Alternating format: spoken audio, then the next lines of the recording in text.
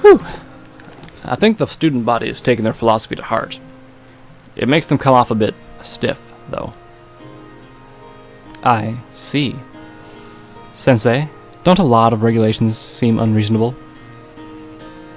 I feel like Orihime is now better of status with me. I don't know. I get the impression that isn't really a question, rather simply a wish to hear someone agree with her. Even so, since the regulations are fixed, don't we all need to abide by them? Yes, of course. But humans are creatures that operate on reason and emotion. When forced into an atmosphere of oppression, doesn't your will to rebel against it gradually get stronger? Like you're doing now, talking to me when you're not supposed to be? Deal with it. Anyhow, is she referring to the students bound by those strict regulations, or is she hinting at something else? Look at me. I just finished telling off Sato-san here, and yet I'm having an idle chat with you, Sensei. My power's flickering. That's weird. Anyhow, I don't really think it's that big of a deal. Honestly, a conversation like this should be perfectly natural. I'm gonna save just in case. Because, I'm gonna save down here. Okay. Perfect. Honestly, a conversation like this should be perfectly natural. I don't know whether it's because they're trying to make these girls lead sheltered lives, but this academy's regulations are quite abnormal. Our conversation has lasted too long, Sensei. I apologize for detaining you here. Good day. I like her now. At first I thought she was like an evil, maniacal bitch, but now she's kind of cool. Orihime scurries off, almost as though she's running away from me. I return to my prep room. I'm not scheduled to hold any more lectures today, so I have the afternoon to concentrate fully on my investigation. So, what should I do now? It's a rest period between classes right now, so I guess I could go ask some questions. Yoo-hoo, Sensei! Oh my god.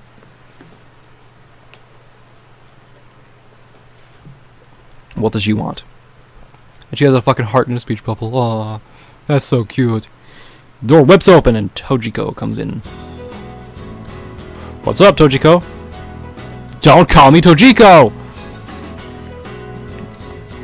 I pointedly ignore her complaints. Did you want something with me? Oh, right. You know, I went and asked the first year students some questions, and apparently there's a rumor spreading amongst them that makes them worried. A rumor? Well, not a rumor really. More like a superstition.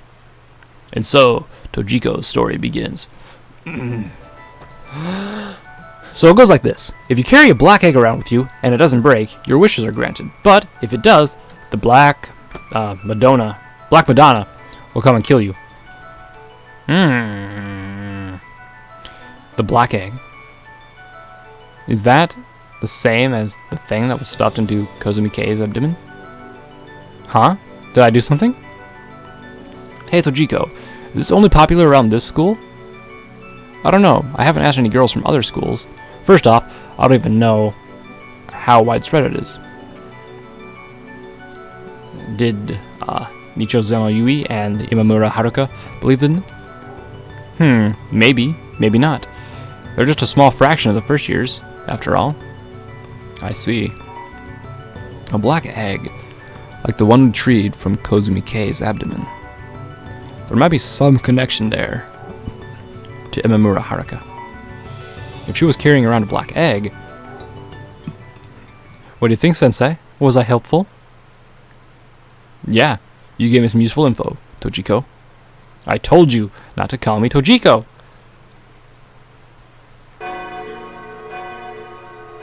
I feel like she might be slightly tsundere.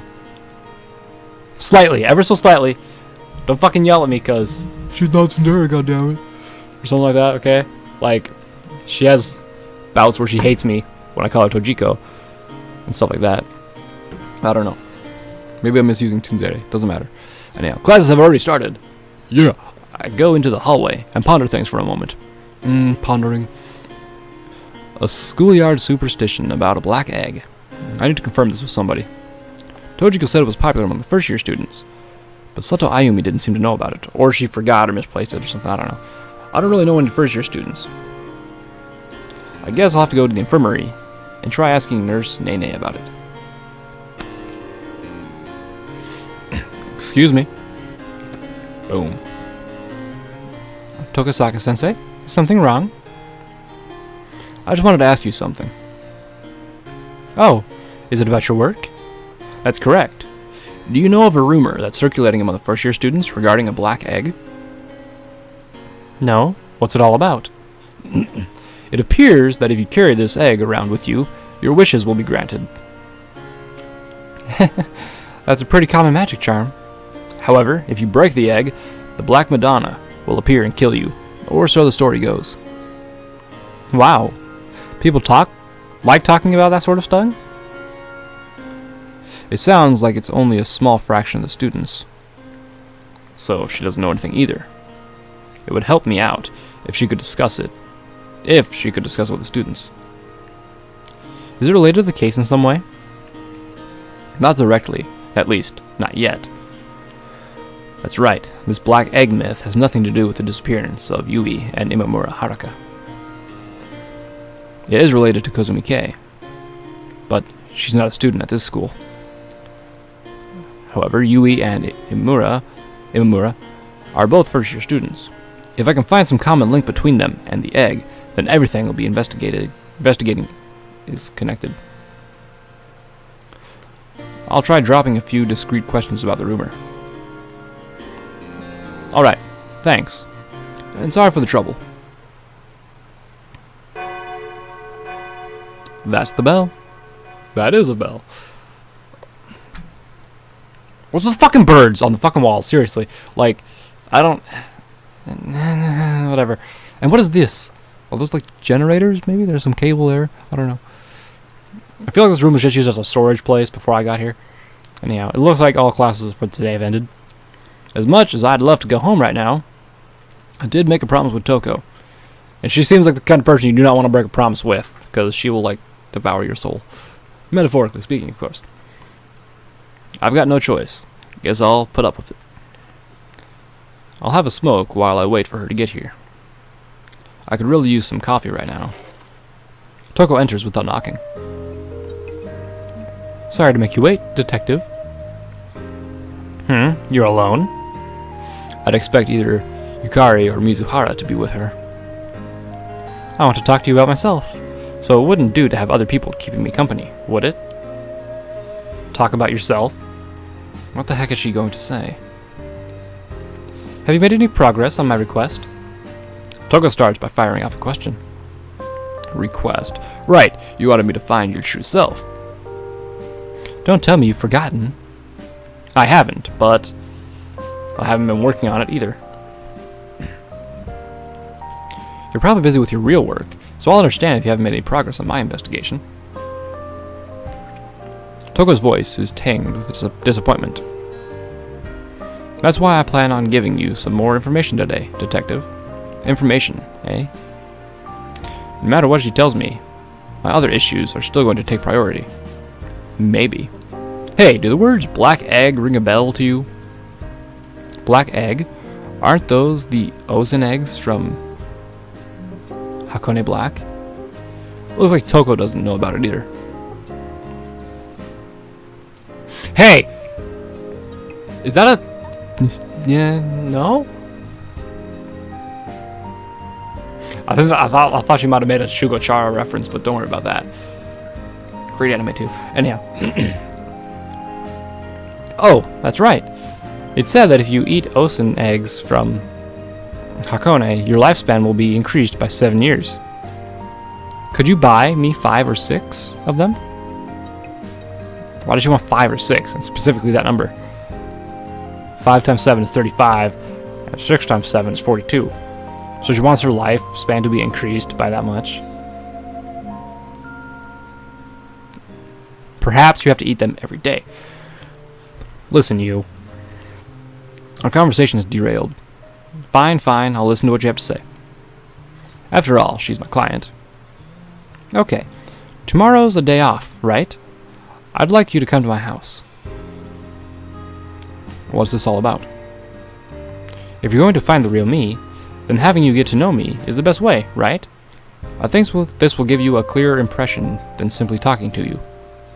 My first impulse is to laugh, but the sound dies in my throat when I see her expression. She's absolutely serious. Alright then, tomorrow. I feel like I'm gonna get raped by her. Like, she jokes around about me raping her all the time, but I think she's gonna rape me.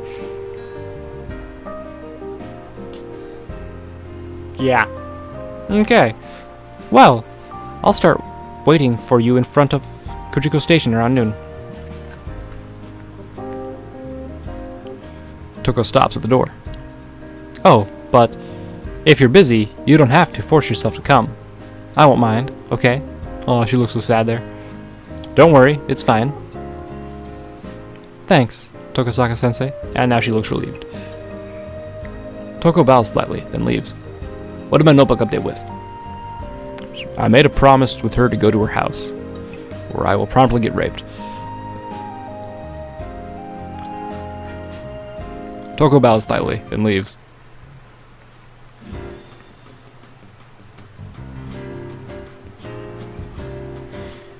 It's evening. Now, what should I do? Dun dun dun dun dun dun! Oh, I know! Let's go to the fucking Shinjuku Station. Not ever again. I think going here would be useless unless Stella is in front of the thing again, which of course she's fun. But so we can either go to the hospital to visit Nene, Moon World. We can stay at the academy and do things, which I really don't like the academy, so we're not gonna do that. Or I can go to the park. So 3 choices. I haven't seen Nene in a while, and I should probably go talk to her about her brother, the thing that I gave him. I've arrived at Natsume-san's place. I don't know if she'll have any new information, but I might as well stop by and see. Oh, still smoking that cigarette, I see. I don't have anything for you. She says this as I enter, by way of a greeting.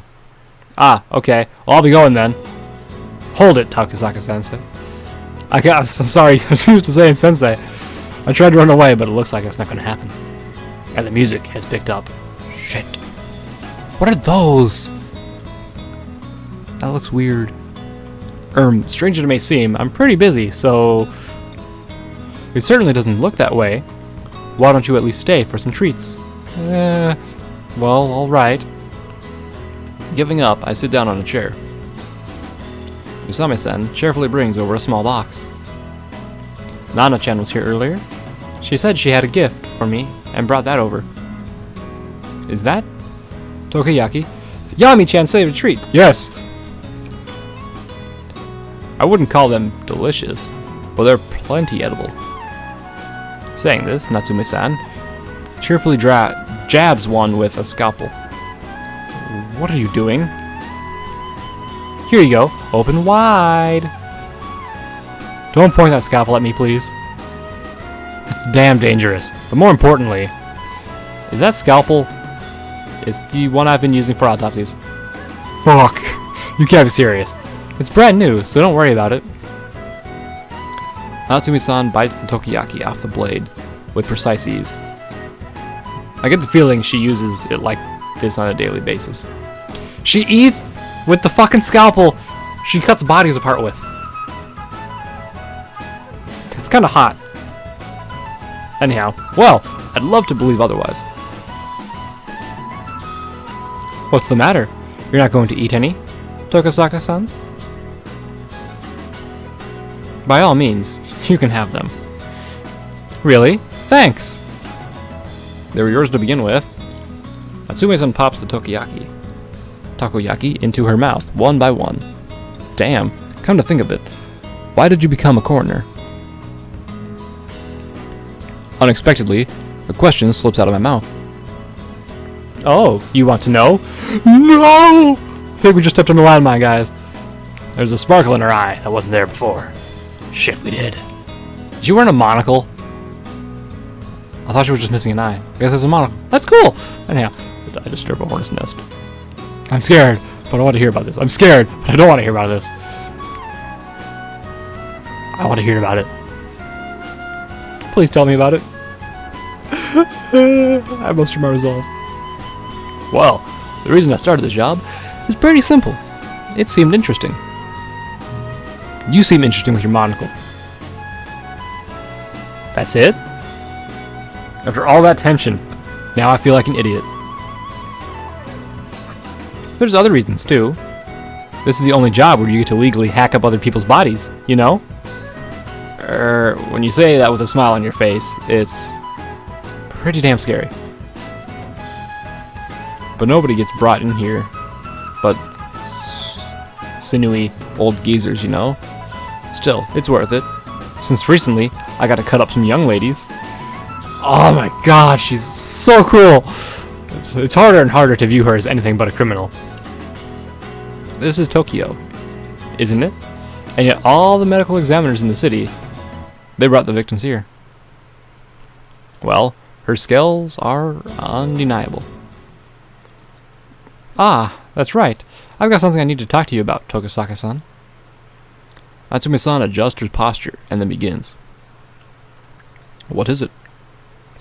It looks like a serious topic. It's about the body I cut up here.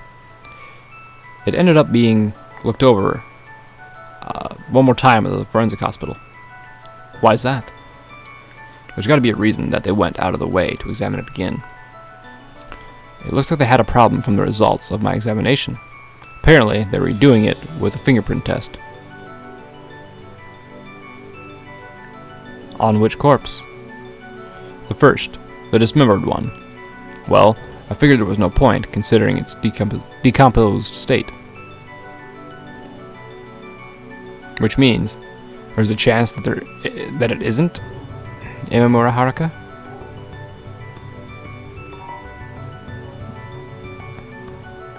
I'm standing by my original report, though.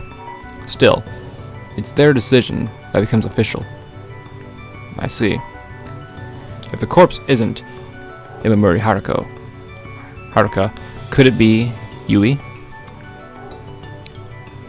We're at a point where it could be either, for all we know. Did I say that, or I thought about it?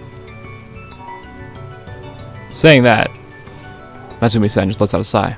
Did she just read my mind?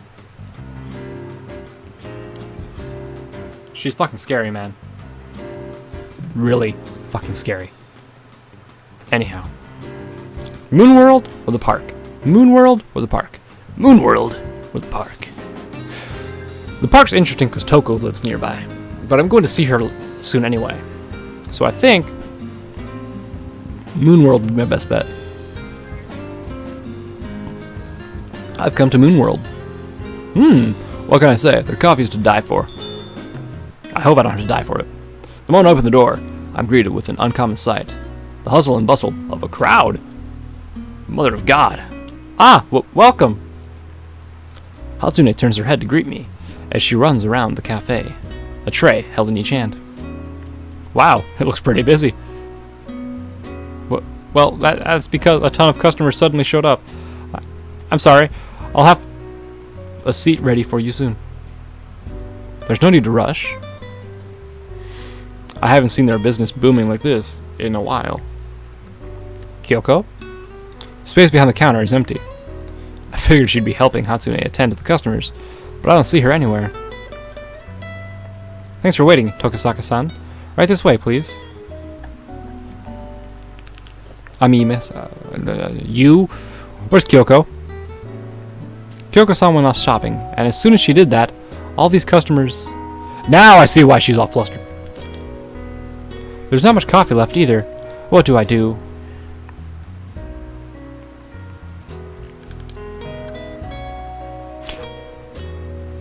Can I make coffee? That is the question.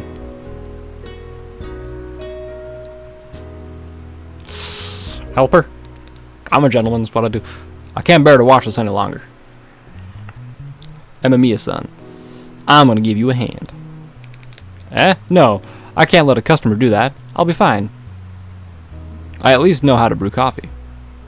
I get behind the counter and scope out the appliances. It won't require using anything complicated, so I don't think I'll have any problems. I'll heat up some water, prepare the ground coffee beans, and bring out a flannel filter. Miya-san, you prepare the pastries. You've still got some left, right? Yes. We've got our work cut out for us. Well, at least the menu is small. I pour the hot water into the grounds in the filter. I'm no match for Kyoko or Yukari, but I think that I can do a decent job. Miya-san, it's ready. Okay. Hatsune takes the freshly filled pot of coffee and bustles about the inside of the cafe. It looks like things will be okay. I brew another pot, pour myself a cup, and take a seat behind the counter. Phew. I bring the cup to my mouth. The faint bitter taste has a kick to it. Well, it's not bad. The customers gradually leave, and the cafe returns to its usual quiet state. You really saved my neck there, Tokosaka-san. Thank you very much. Nah, I didn't mind it at all. And where the heck did Kyoko go off to? Apparently, she didn't see a problem with leaving the place to a girl who just only started the job. Please don't blame Kyoko-san. I told her that I'd be fine. Hatsune sounds apologetic. Even so, the door opens and Kyoko rushes in. Hatsune-chan, I'm sorry. It was stressful, right? Hey, Kyoko. As I'm about to issue a complaint, Hatsune grabbed my sleeve. Things were completely fine. Tokosaka-san helped me out. Tokosaka-kun did? That's because you left Miya-san here all by herself. I know. I'm sorry, Tokosaka-kun. It looks like I've caused you some trouble as well. Well, it's water under the bridge now. Chewing her out would probably be going overboard. Kyoko steps behind the counter. Did Hatsune-chan brew this coffee? No, Tokosaka-san brewed it for me. Kyoko fills a cup with coffee from the pot and brings it to her lips. It's a little weak, bitter too. Oh, come on. But it tastes pretty close to how we make it here. Not too bad, Tokosaka-kun. Looks like I missed my chance to complain. Damn. After a bit of time passes and things calm down, I call out to Hatsune. That's right. Miya-san, do you have a minute? Huh? Okay. It's okay to call me Hatsune. I'm not used to anything else. Really? Yes. I've always been addressed by my first name. Alright, Hatsune. There's something I want to ask you about. Are you familiar with the phrase, black egg? Black egg? I'm sorry. I don't know. She gives me an apologetic look. Nah, it's okay. It's fine if you don't know. If Hatsune doesn't know, that probably means that it really is just known to a small group of people. What about you, Kyoko? I decided to ask her as well, just in case. Me? Do you mean oats and eggs? I should have known better than to ask you. What the heck? All I did was answer your question. I get to my feet, ignoring Kyoko's glare. See you guys later. I'll come again. Moonworld's always lively. The sun is setting when I arrive at home. And of course, Yukari's there, in her normal kimono. It never changes. Oh, Nissan, welcome home. You're pretty late today. Yeah, I had a lot of stuff to take care of. Is dinner ready? I slack off a lot for a detective. Like, a lot. Anyhow, no need to worry. I finished everything just in time. Yukari laughs, carrying steaming plates of food out from the kitchen. Oh, that's right. I got a call from Uzumi-san earlier. Looks like he'll be coming over here in a little while. He is? I wonder if he's discovered something. Perhaps it's about the identity of the dismembered corpse. Well, first things first. Let's eat dinner. There's nothing else for me to do until he gets here. So if Yui's actually the corpse that was found, and not Haruka, that could be complicated. He gets here while I'm relaxing in my room after dinner. Oh, that son of a bitch, interrupting while I'm relaxing. Nissan, Uzumi-san is here. Okay, show him to the living room. Alright. She's like my servant. Holy crap, this is not cool. After Yukari heads for the entryway, I go into the living room. Hey, Orieji. Sorry for the intruding. Learn anything new? Well, I really don't know if we made a breakthrough or taken a step backwards. Is it about the dismembered corpse's identity? What? Don't tell me you knew already. I heard from Natsume-san. Was it the fingerprints? Seems the flesh was too far gone to confirm anything. Her fingerprints don't match the ones taken from Imamura Haruka's possessions. But Natsume-san determined it was Imamura from the bone structure of her jaw. They'd know for certain if there were traces of dental work being done. But it seems that she never visited a dentist. Uzumi falls silent for a sour look on his face. So there's a chance it could be someone else. If you're asking whether I know any possibilities, then Yui could. We're also in the middle of investigating her case, but I'm sorry to say no evidence had turned up. I sent some officers to her current address, but it was abandoned. Wait a sec. What do you mean by that? Yui's mother passed away last fall. It was a sudden heart attack. She basically worked herself to death, no foul play involved. It looks like Yui lived on her own for a while after that. Uzumi puts a cigarette in his mouth. So, yeah. The officers found the inside of her house tidied up and clean. It's possible that she disappeared of her own accord. You didn't get any fingerprints? It's possible she didn't want to leave any traces behind. What did I get? Her mother passed away last autumn. All of her affairs were in order, so she may have disappeared on her own terms. Yui disappeared shortly after New Year's Eve in January. If she went to disappear, then she may not have been involved in this string of murders. We better keep that one on the table. You're probably right. I light my cigarette and draw the smoke into my lungs. And somehow, in the end, it looks like I'm saddled with all these cases, doesn't it? Hey, I'm working them too, you know. Besides, aren't you working on the dismemberment case because of your other request? Yeah, I know. We have a dismembered corpse, which has once confirmed to be one of the people I'm focusing on investigation. And we have a buried corpse with a black egg stuffed into her abdomen, one leg lit on fire. If there was some common ground between them, then I think our investigation could go a little more smoothly. Young girls, huh? As of now, there's a proven link. Even if we can't find out their identities, we know they're young girls, female students. Hey Uzumi, have any other schoolgirls gone missing? Well, the anti-prostitution laws going into effect have helped, but there are still a lot of missing persons. Well,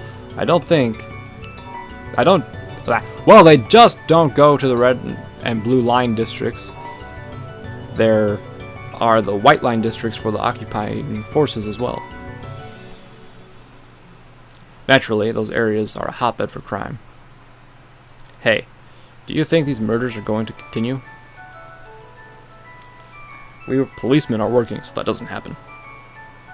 Sealing his jaw, Uzumi roughly grinds out a cigarette.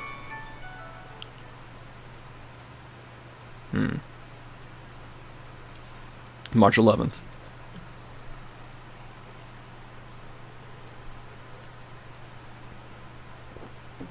I wake up. Uzumi and I ended up drinking for a while after our conversations last night.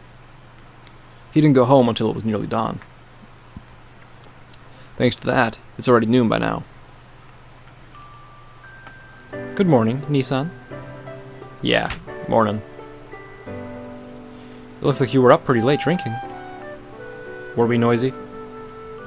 No, not at all. Yukari's pretty crabby. So yes, we were noisy. Yukari leaves me with some tea without another word. Sighing, I drink it.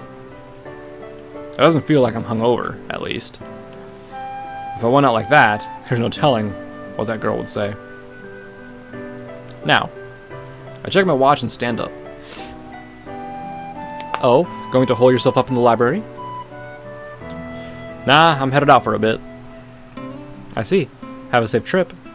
Alright. When I arrive at Kichijoki Station, the first thing I see is Toko's sullen face. You're late, Tokosaka-sensei. Now hold on a minute. How can you say I'm late when we never had a set time? Don't you know you can't keep a lady waiting? You have to show up. You have to show her how charming you are by being there in advance. Give me a break. I'm sleepy. Wow. Were you that excited about your date with me? Nah. I was up all night drinking. Ugh. This doesn't improve her mood. It's faster if we go this way. We enter the park, with Toko leading. The truth is that Mitaka Station is closer, but this place has so much more life to it. Her foul mood forgotten, Toko has steps lightly as she proceeds further into the park. Which reminds me, haven't there been some dangerous incidents in the area recently? Would you happen to know about those, Mr. Detective? Even if I did, would I have a reason to tell you? It's on a need-to-know basis, eh? Toko nods, giving a I knew it look. Right after New Year's, there was a shooting at a factory in this town, and more recently, someone was murdered here. You should be careful. I'm fine. After all, I've got a detective protecting me, right?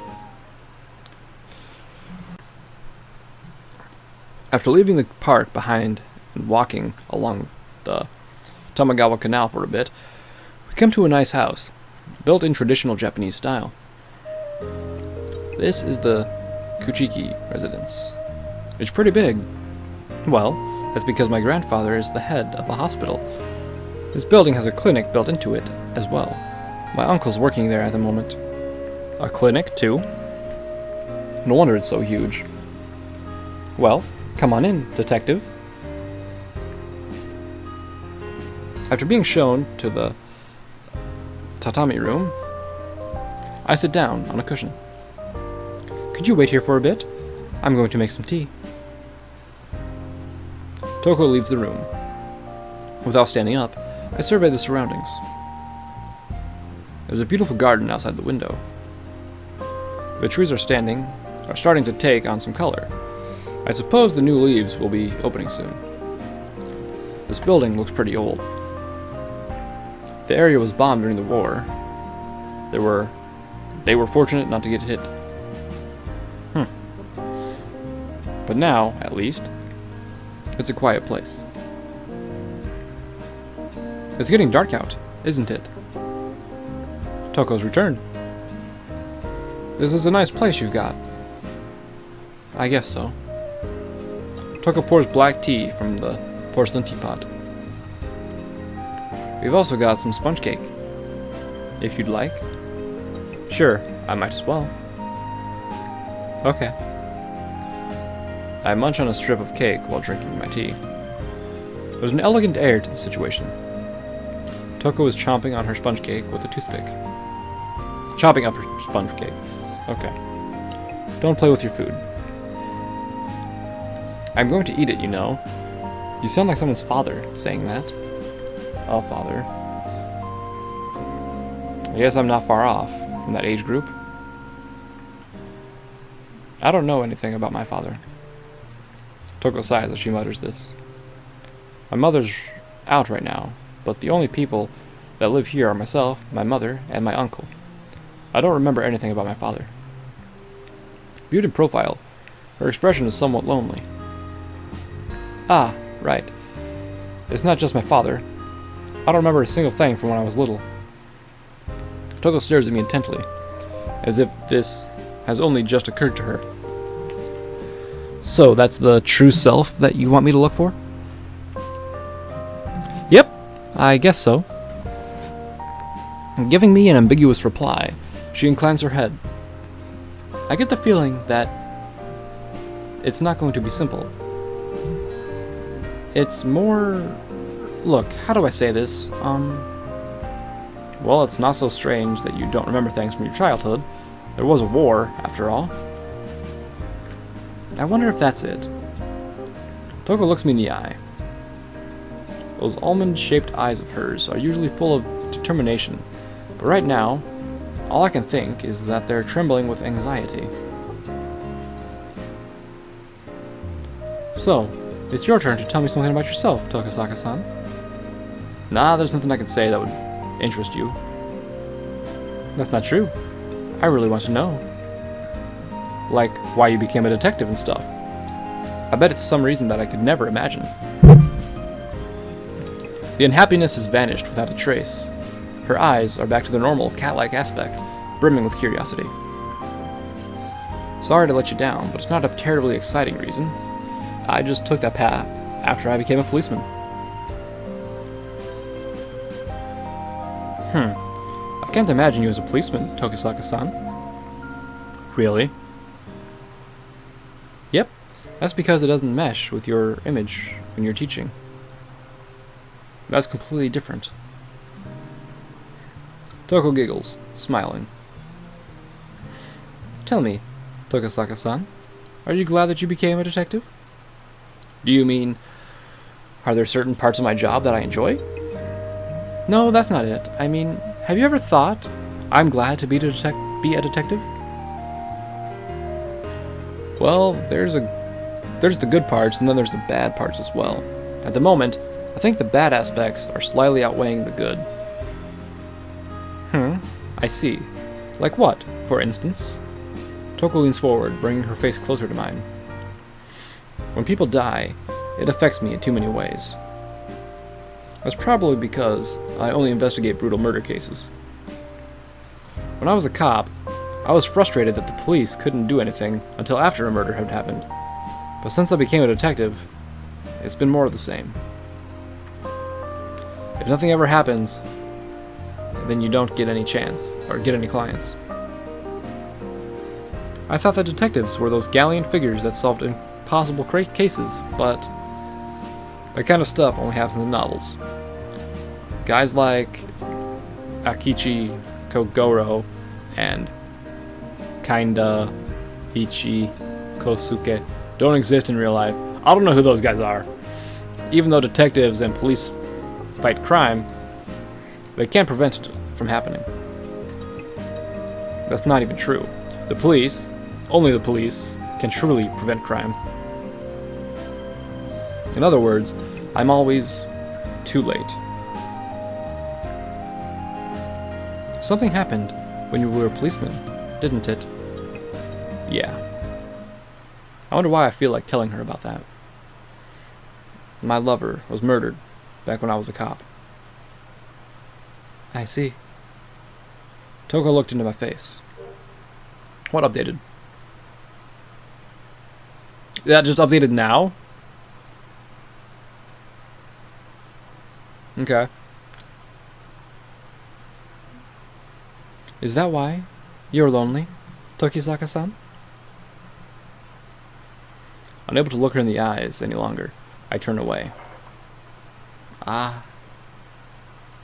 Toko abruptly pushes away from the table. It looks like my mother's returned. Standing up, she exits the room. Alone in the living room, I take a deep breath, struggling to regain my composure. What the hell is she? It's like she peeked into the depths of my heart and saw something I hadn't noticed before. Lonely? Me? Don't be ridiculous. Toko's returned. I can see the resemblance. Tokisaka-sensei, thanks for waiting. Next to her is a thin woman wearing a kimono. Thank you for always taking care of my daughter. I'm her mother, Shizuru. Hello, I'm Tokasaka, from Oba Girls Academy. After we exchange greetings, silence follows. I get a different impression from her than I do Toko. She seems frail. Please, enjoy your time here. No, I was just thinking that it was about time for me to leave. I see. Then, please continue to look after Toko. Shizuru bows deeply. But, what is it? Something slightly off. It's not that she acts cold towards her daughter. She wasn't particularly brusque with me either. I just can't shake the feeling there's something missing. I'm going to see Sensei off. Toko's voice brings me back to the present. You're welcome to visit any time again, Sensei. Huh? Oh. Okay. I get the impression that she's kind of awkward. Sure. I will, if I have another opportunity. Toko leads me by the hand until we're out of the house. Hey. It's not like we're on bad terms. She guessed my question before I could ask it. It's just that I don't know how to connect with her. She has the same problem. To hear her tone, you'd think it was a minor annoyance, nothing more. It looks like you've got along really well with your sister, Tokasaka-san. Yukari's really reliable, and our parents aren't around. Well, I intend to be just as level-headed, you know. Saying that, she looks up at my face. What do you think of that, Tokasaka-san? What I think is that it's hard to call someone level-headed when they go wandering through the park in the middle of the night. Weren't you wandering around as well, Tokasaka-san? Toko pouts. I can take care of myself. You adults have it much easier. She sounds more disgusted than envious. Toko-chan? A man's voice calls out to us. I thought that was mother. Never mind. I should have said that more manly. Ah, uncle. Toko turns around, and I find myself doing likewise. He looks to be around the same age as me. I guess this must be her uncle. Nice to meet you, Tokasaka-sensei. Is it alright if I call you that? I'm her uncle, Kuchiki Fumiya. He's the killer. He's the killer. Yep, him, right here. I was going to throw that out there. My money's on him.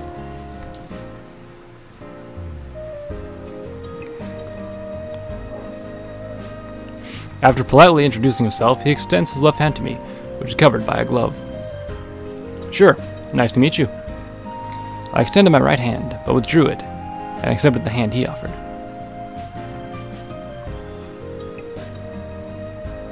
He extended his left hand, that's weird. She, Toko-chan, always talks about you.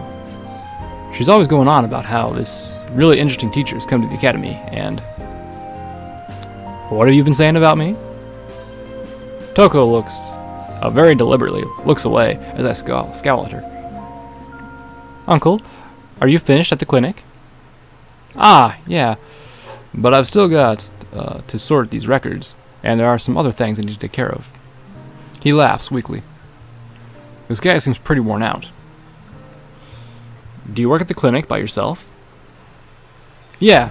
In the past, my dad would do the checkups, but now he works at the large hospital they built in Nakano.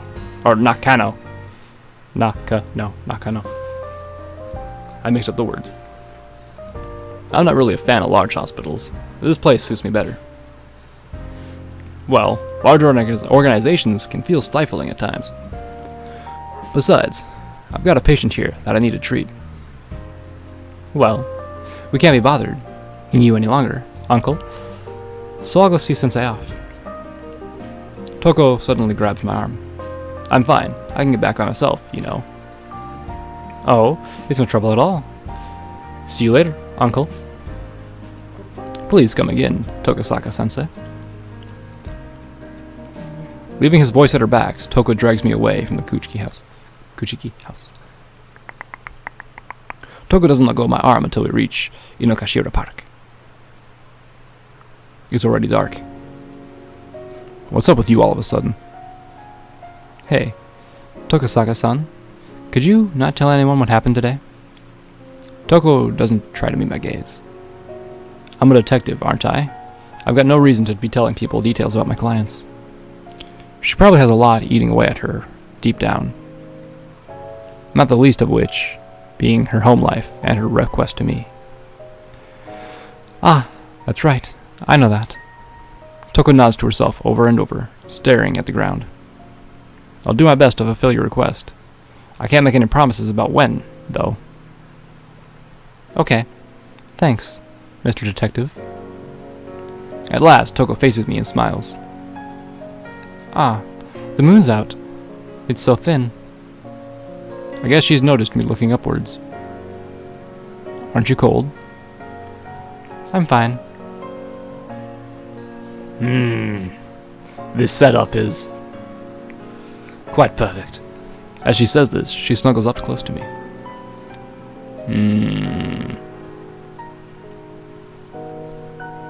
The moon is really kind of two lonely people. Toko speaks lyrically, her breath showing in puffs of white. No matter how depressed you are, the moon bathes you in its soft brilliance. It's not too intense, nor too faint. It's a gentle, warm light that envelops you. I look like such a creeper, don't I? Holy crap. It's no wonder everyone's suspicious of me at school. Like, damn. No matter how depressed you are, yeah. Togo's fingertips brush my face. Are you lonely, Tokisaka-san? The same question from this afternoon. I still haven't given her a reply. Those who can't feel loneliness are unfortunate. Toko transfixes me with her eyes. So, that's why you don't need to feel guilty about being lonely, Tokisaka-san. It's only human to be weak, after all. My feelings of loneliness are a thing of the past. I gently grabbed Toko's hand and pulled it away from my face. When Yukiko was killed, I went completely out of it. I quit the force because of it, and caused a lot of trouble for people around me.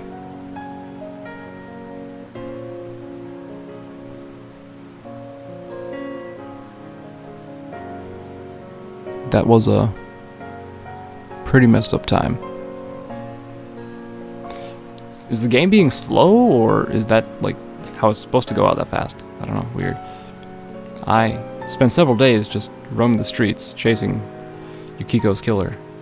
I couldn't succeed, no matter how hard I tried. Afterwards, I became a soulless husk. I really put Uzumi and Takashiro through a lot. Even Yukari and Kyoko as well.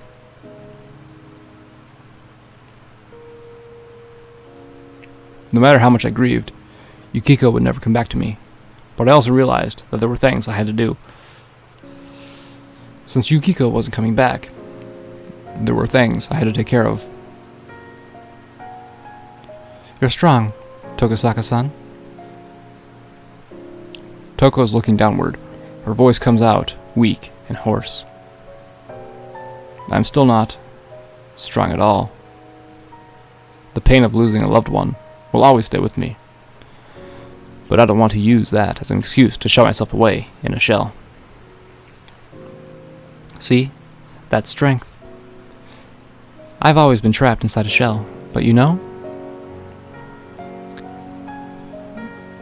She lifts her head up. Tokisaka-san, you and I are... yes, we are the same. Toko's voice is like the soft chiming of a bell.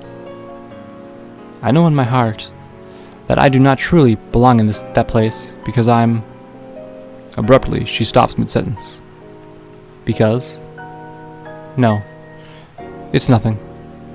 Toko suddenly pulls away from me. Well then, Tokosaka-sensei, it's pretty late, so I decided to go home. Hey. She's already turned her back. I call for her to stop. What is it? Be careful on your way home.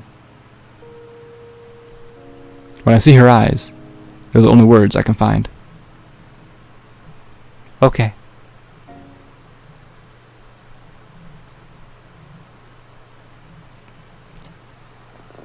That was awkward.